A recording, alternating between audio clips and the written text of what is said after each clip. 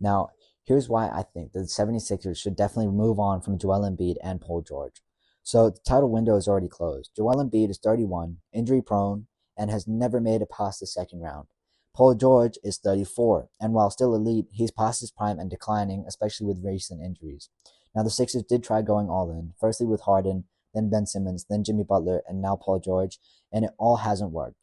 These guys, these last three guys I mentioned, they're all all-stars, they're all amazing players. And now they have PG, who's also an all-star, who is also an amazing player.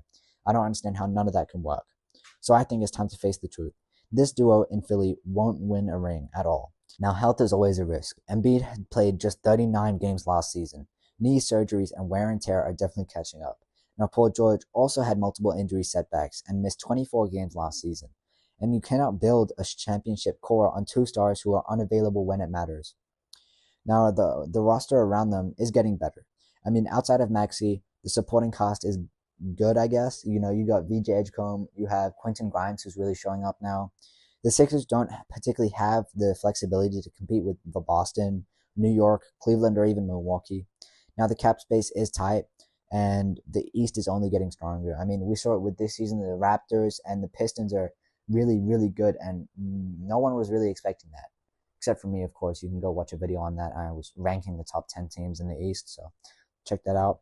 Now, their trade value is still high for now. Embiid is or was a past MVP and can be a top 10 player when healthy. Seems like the Bulls or the Heat would probably offer a big trade package for that.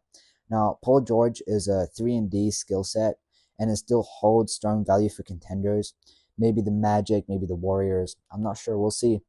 But the longer Philly waits, the more value they lose as injuries mount and contracts shrink.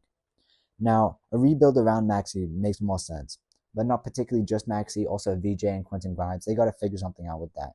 Tyrese Maxey is 25 and just finished averaging a 26 points per game season, along with 6 assists, 4 rebounds, with 45% from the field, 40% from 3, and 86% from the free throw line. Building a new timeline around Maxey, the other young assets, and future picks would be a great idea.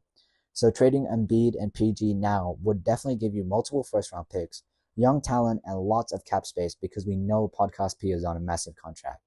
And that all gives them enough to reset really quickly. Now, it's not giving up, it's just choosing the right timeline. The roster has plateaued, and the East has passed them by.